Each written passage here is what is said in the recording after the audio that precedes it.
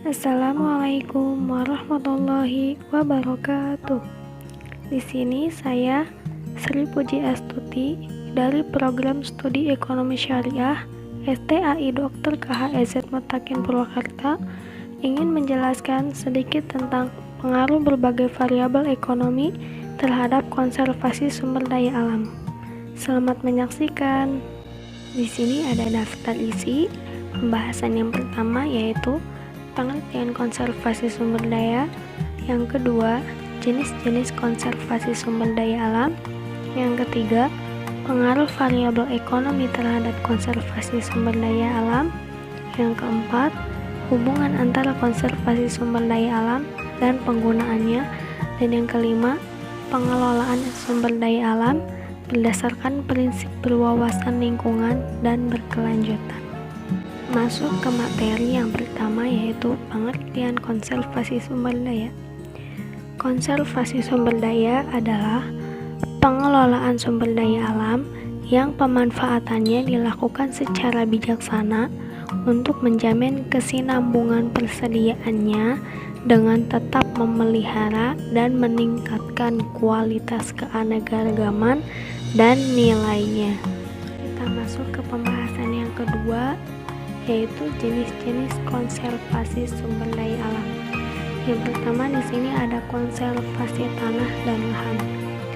Menurut Arshad, konservasi tanah dapat diartikan sebagai penempatan setiap bidang tanah pada cara penggunaan yang sesuai dengan kemampuan tanah tersebut dan memperlakukannya sesuai dengan syarat-syarat yang diperlukan agar tidak terjadi kerusakan tanah.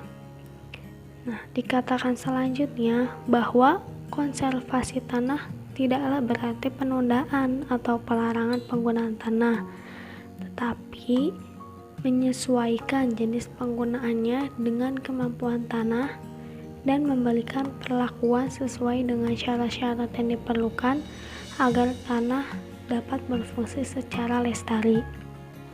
Yang kedua ada konservasi hutan. Konservasi hutan adalah kawasan hutan dengan ciri khas tertentu yang mempunyai fungsi pokok pengawetan keanekaragaman tumbuhan dan satwa serta ekosistemnya. Pengelolaan dan pemanfaatan untuk sumber daya hutan dalam rangka kesinambungan usaha perlindungan hutan bermaksud konservasi yang dilakukan dalam usaha untuk mencegah terjadinya kerusakan agar kelestarian fungsi hutannya itu tetap terjaga. Dan yang ketiga ada konservasi air, mineral, dan energi. Kita masuk ke yang konservasi air. Sumber daya air itu merupakan salah satu sumber daya alam yang memiliki peran yang sangat penting bagi keseimbangan ekosistem. Nah, hal itu dibuktikan dengan begitu banyaknya fungsi air bagi kehidupan makhluk hidup. Nah, oleh sebab itu, konservasi air ini sangat diperlukan penerapan dan pengelolaannya untuk menjaga keseimbangan ekosistem.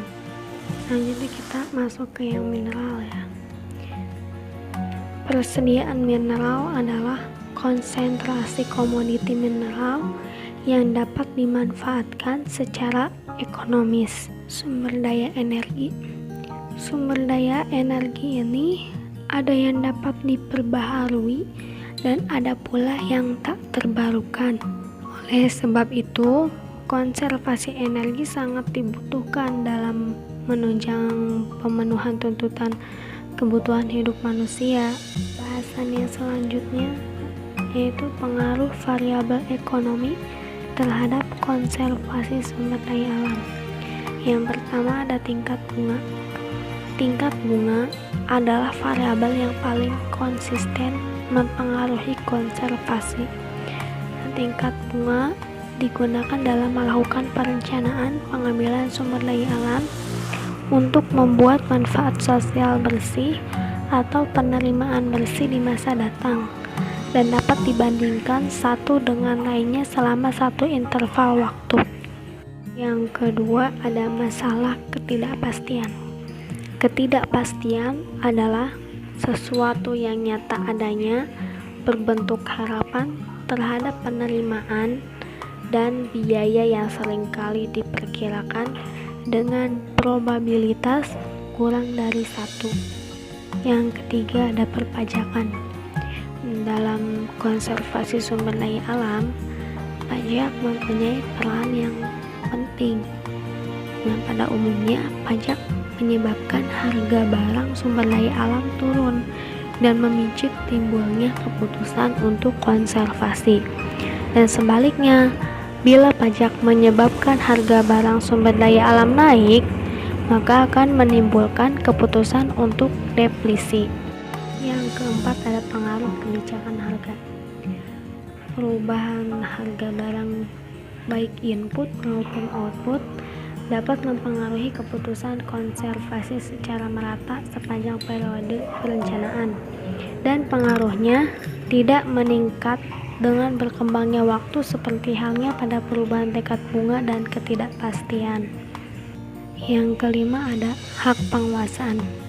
Penguasaan merupakan kumpulan hak untuk mengawasi dan menggunakan sumber daya alam oleh seseorang atau sekelompok orang.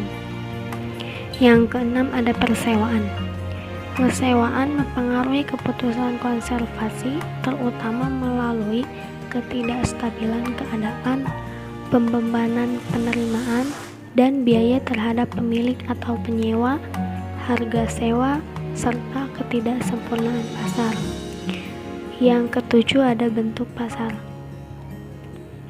Dengan asumsi kondisi perekonomian dan teknologi tetap, maka bila hubungan itu bersifat bersaing, maka pasar monopoli akan cenderung konservasi dibanding dengan bila pasar itu bersifat persaingan sempurna.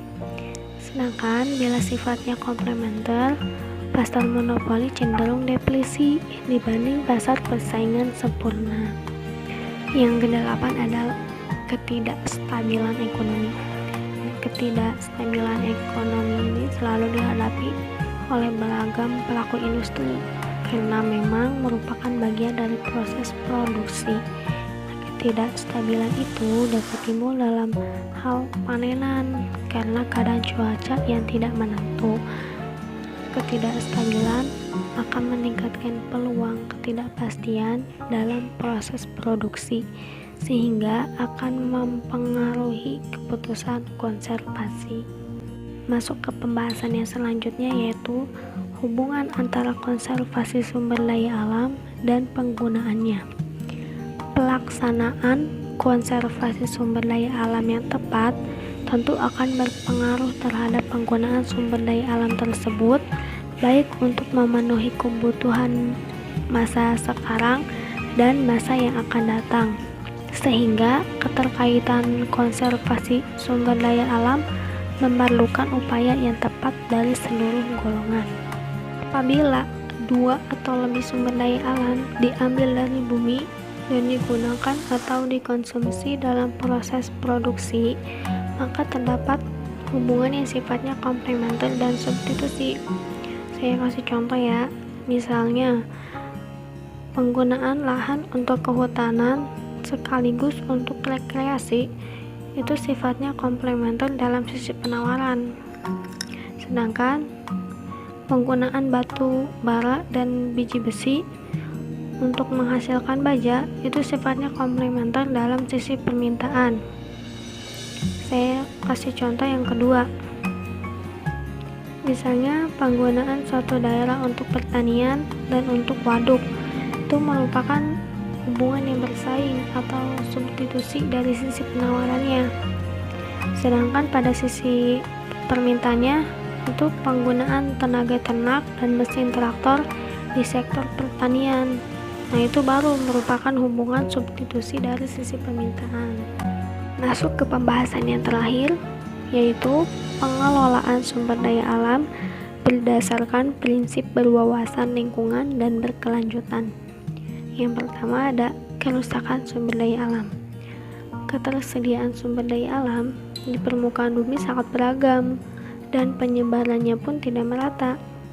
Ada sumber daya alam yang berlimpah ruah, dan ada pula yang jumlahnya terbatas atau sangat sedikit. Bahkan, ada yang sesekali diambil akan habis.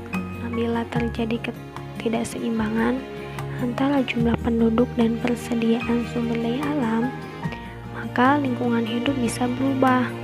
Perubahan itu sebagai akibat kegiatan manusia yang hasilnya bisa baik, bisa juga buruk. Yang kedua ada pengelolaan sumber daya alam berdasarkan prinsip mengurangi.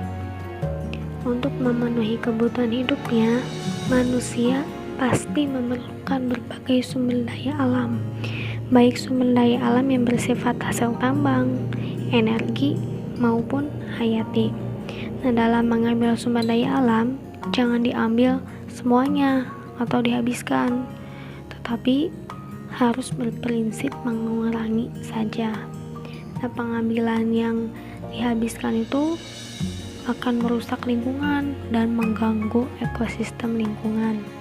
Yang ketiga ada pengelolaan sumber daya alam berdasarkan prinsip daur ulang. Dengan teknologi maju, manusia bisa memanfaatkan sampah untuk dijadikan kertas ataupun pupuk organik. Sampah-sampah yang berasal dari organik dapat diproses menjadi pupuk organik dan digunakan untuk memupuk tanah. Nah, tanah itu sebagai sumber daya alam, kemudian ditanami tanaman produksi. Setelah tanaman itu mati, daunnya dapat diolah kembali menjadi pupuk setelah melalui proses daur ulang. Bahan baku daur ulang yang berupa sampah pada umumnya itu dianggap tidak berguna dan tidak mempunyai nilai ekonomi.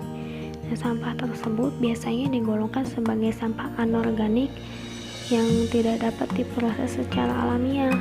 Dan sampah tersebut itu harus diolah melalui suatu proses menjadi barang yang bermanfaat dan memiliki nilai ekonomi. Bahkan dapat digunakan kembali sebagaimana layaknya semula.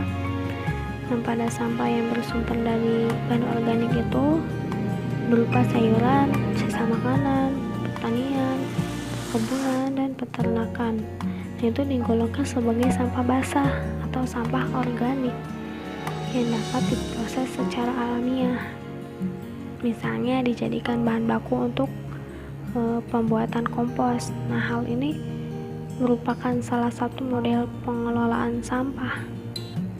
Yang keempat, pemanfaatan sumber daya alam secara koefisien. Nah, dalam memanfaatkan sumber daya alam, manusia perlu berdasar pada prinsip koefisien, artinya tidak merusak ekosistem, pengambilan secara efisien, dan memikirkan kelanjutan sumber daya alam itu. Pembangunan yang berkelanjutan bertujuan pada terwujudnya keberadaan sumber daya alam untuk mendukung kesejahteraan manusia. Hal itu berarti prioritas pertama pengelolaan sumber daya alam adalah pada upaya pelestarian lingkungan. Ada dua pendapat mengenai pengelolaan sumber daya alam yang berkelanjutan. Pendapat pertama itu dikemukakan oleh praktisi pembangunan, dan pendapat yang kedua oleh praktisi lingkungan. Sekian pembahasan materi dari saya. Mohon maaf bila banyak kekurangan, dan semoga ini bisa bermanfaat bagi teman-teman. Wassalamualaikum warahmatullahi wabarakatuh.